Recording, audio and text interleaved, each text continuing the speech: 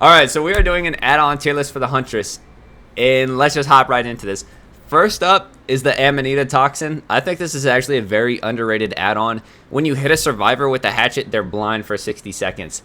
Now, compared to a lot of the other add-ons, it's still not that great when we're talking about power-wise. But being able to rob a survivor of windows of opportunity for 60 seconds can kind of be clutch, considering it has like a 36% pick rate right now. I honestly think it should be more like 90 seconds of blindness. But at the end of the day, I feel like it's a very slept-on add-on. And I pretty much bring it every single game just because I don't like using a lot of other add-ons for her that change like the fundamentals of her kit. So we're going to go ahead and put it in C tier because I really don't think that's actually a really solid effect for a Brown. And if you're chasing somebody who has windows of op and you hit them before you really get into a chase, well, by the time you get the down, they're pretty much not going to have windows of op that whole time. So if they're a survivor who really leans on windows of opportunity, then, you know, it's going to help you out a lot and get it down much faster. And unfortunately, it doesn't really last long enough to maybe let another survivor hit the second hook stage. And it's only applied to the person you hit. Obviously, if you hit 3 people, it's applied to all of them at different time intervals because different times you hit them. But still good for its opportunity to potentially stop them from,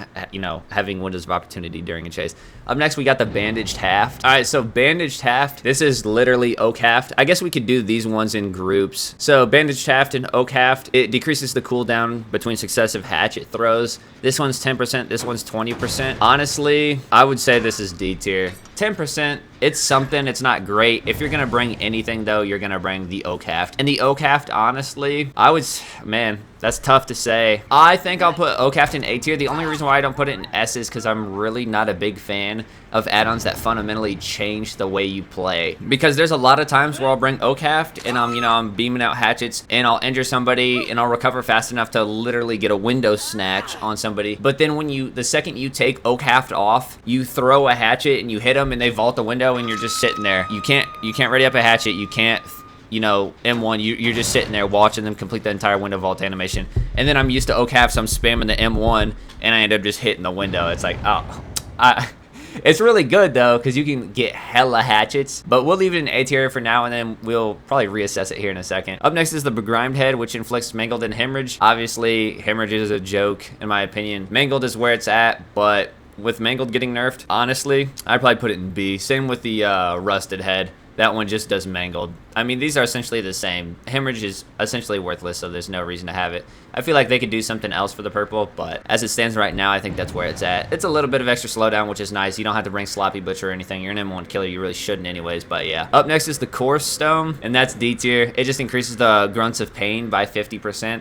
So, I mean, that's nothing crazy. It should be 100%, honestly. Even then, I'd still think it'd be D tier, but it's really, it's not noticeable, in all honesty. Like, you're more likely to hear them through walls if they're on, like, a second story above you and stuff like that, but at the end of the day, it's just not worth it. There's way better add-ons. Just shouldn't even, you know, use it, to be honest. Deerskin Gloves. These ones definitely fell off now that they reduced the reload speed by 1 second. I would still say it's B tier though, because there's nothing wrong with being fast at reloading ever. I mean, I don't think it's terrible to bring Iron Maiden. It's not really necessary anymore. But having that extra reload speed, especially if you get a map with bad locker spawns, or sometimes you just have to pull off mid-chase and reload because you're essentially a useless M1 killer. You know, you're a worse M1 killer, but yeah. So it's still solid. I'd put it below the heads just because the heads are extra slowdown. And then you got the Flower Babushka, increases the wind-up speed by 12%, which can be combined with Monograss Braid for a total of 20%. Flower Babushka I'm going to put up there with Oak Haft as well, and then Monograss Braid I'm going to put right there. You know, you can combine them together for 20%, or you could combine the fastest possible hit you can get is Oak Haft and Monograss, or the fastest possible hatchets you can get is Oak Haft and Flower Babushka. That's a 20% cooldown and then a 12% wind up. And with the 10% extra base kit wind up that's coming out in 2 days, you probably actually be fucking cooking hatchets, honestly. But again, it's one of those add-ons that I'm not really too big of a fan of, even though it's really nice, because if you ever run out, it's going to throw off your fundamentals heavily. Like, it skews your fundamentals very heavily. And even though I think I have like over 1,000 of them, I just really don't use them. I really don't use anything that affects the base mechanics ever.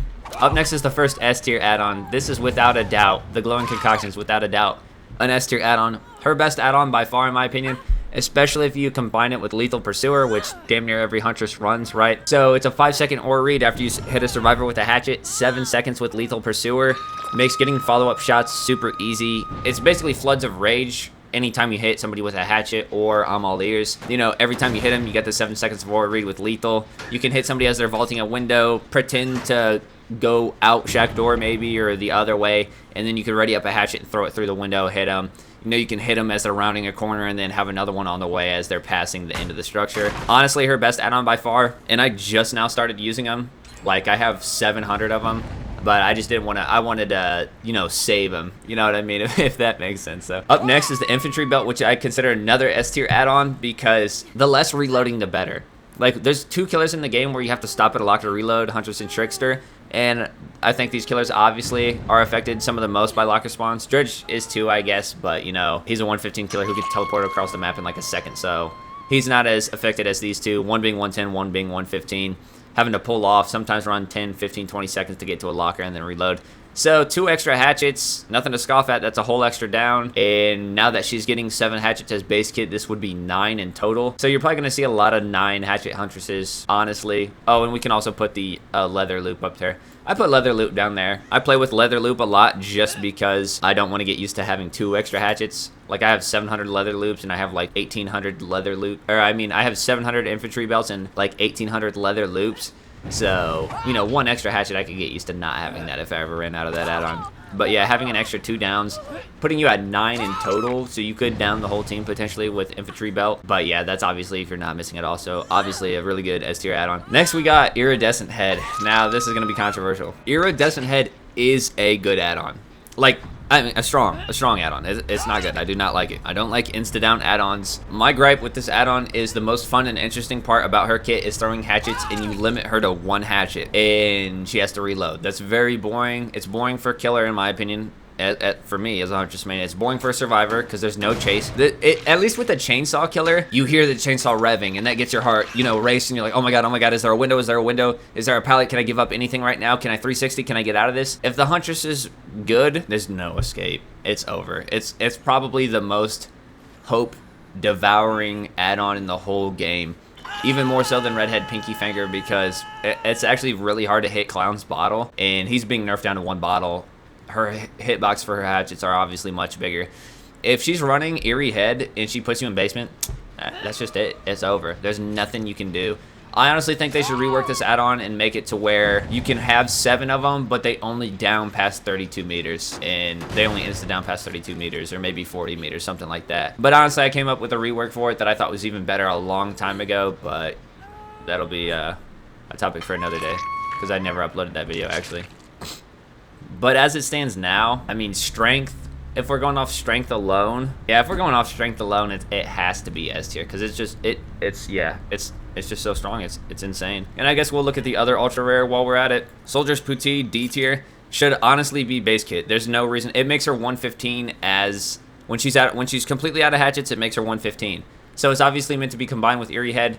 They didn't have an ultra rare add-on for her. They didn't have a second one, so they just made one up on the spot. Honestly, I think she has the worst ultra rares in the entire game. You're limiting yourself to 1 hatchet, and you're making yourself a 115 killer without hatchets. But you still have a 50-meter lullaby, so you can't do anything really goofy with you. You can't really run an M1 build, because survivors will just W key away when they know what you're running. Once they figure out you're an M1 Huntress, they'll just drop every pallet, and you're fucking cooked. Honestly, it needs to be reworked as well. I think I'll upload that video maybe next or the video after next. But yeah, obviously D tier.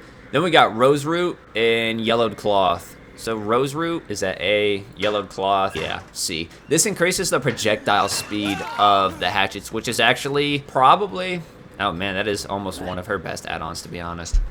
I think we put it above the Haft, yeah. And then yeah, that's where we'll put it. Now the thing is, when she readies up a hatchet and lets it go immediately, it's traveling at 25 meters a second. When she's readying up a hatchet and it makes the full power sound, the map wide sound, then it's moving at 40 meters a second. Rose Root, it'll be moving 30 and 45, and then Rose Root and Yellowed Cloth, it'll be moving 30 and 55.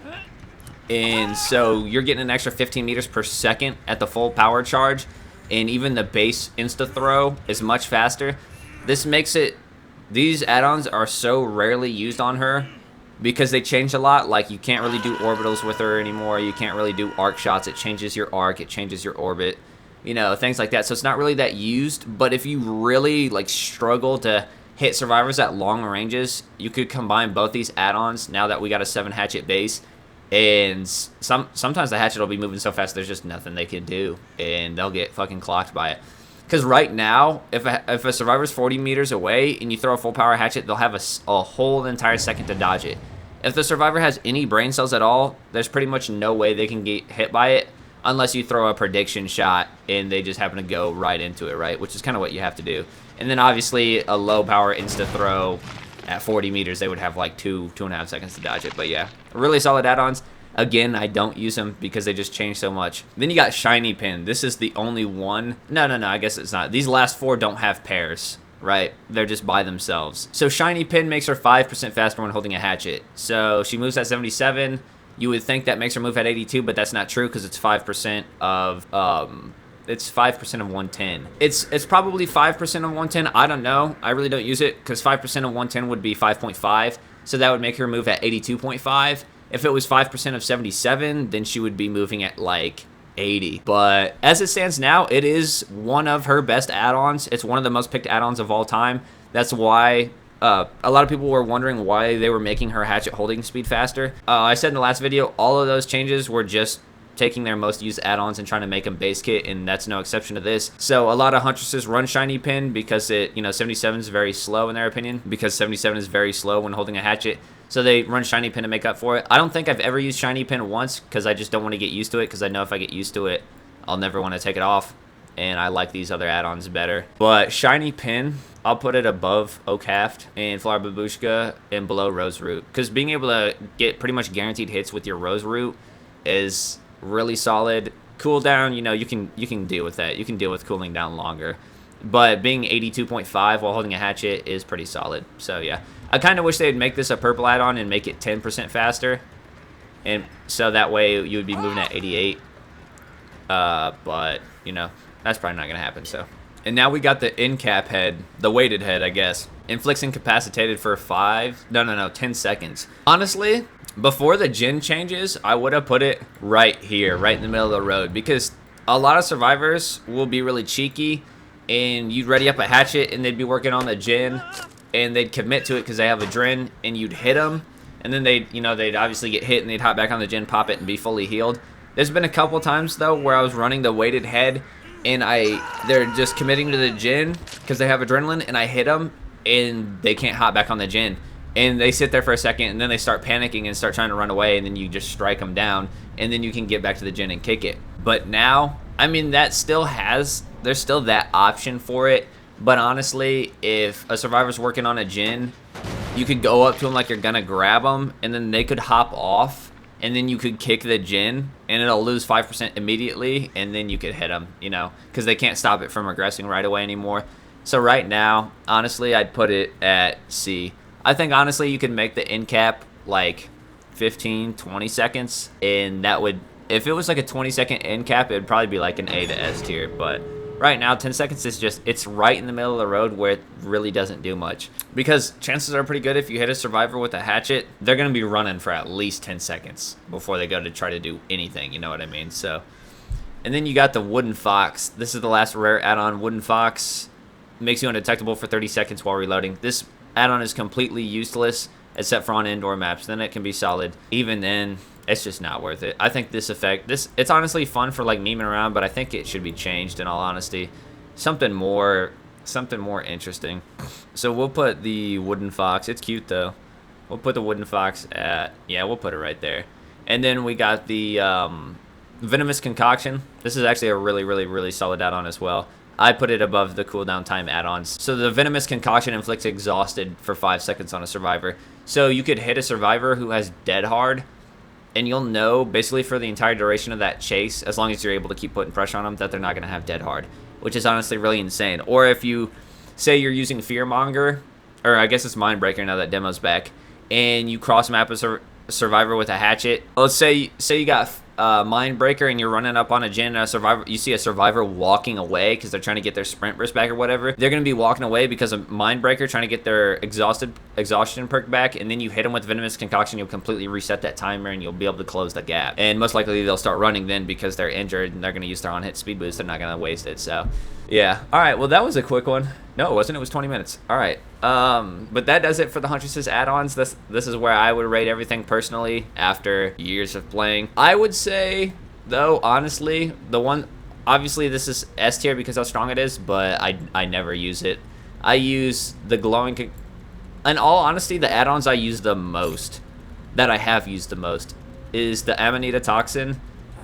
And, man, what one do I use a lot? Probably the Leather Loop. The Amanita Toxin and the Leather Loop, because they don't change her recovery time, they don't change her wind-up time, they don't change her flight speed, they don't change her movement speed while holding a hatchet, they don't change anything about her. I have like 1,800 Leather Loops, I have 2,200 Amanita Toxins, so I pretty much only use these just because, you know, I don't want to get used to an Oak Haft. I don't want to get used to the Shiny Pin. I don't want to get used to a Leather Loop or anything like that, or the Infantry Belt or anything like that. So, but honestly, yeah, whenever I really want to have fun, get a lot of consecutive hits, and just shred, I bring the Glowing Concoction. If I'm feeling sweaty and I really want to win, I'll bring the Venomous Concoction. Same with like maybe Venomous Concoction and then the Begrimed Head or the Rusted Head. Oak Haft sometimes is nice to kind of like machine gun. I will say, though, with a 10% increased wind-up speed that's coming as base, you could bring Oak Haft and Flower Babushka, and you will be gunning hatchets, which I'm fine with. But, yeah. It's a shame, though, that they got rid of a couple add-ons, like the Beerus Toxin. I guess that would be an honorable mention, even though it's not in the game anymore. It decreased repair speed by 5% for 2 minutes. I don't know why they got rid of that. I thought that was fine. And then also the... U-Seed Brew Concoction that hindered survivors by 3% for 30 seconds. Like, I wish that came back. That was honestly a really fun add-on. And that's kind of unfortunate too, because when Made for This was a thing, I was like, I'm fine with Made for This being a thing if you give me my U-Seed Brew back. But that never happened. They never Made for This. So yeah, that does it for this one. That was the Huntress's add-ons tier list. And yeah, that does it for this one. Thanks for watching. Like, comment, subscribe to all that good stuff. I'll see you guys in the next one.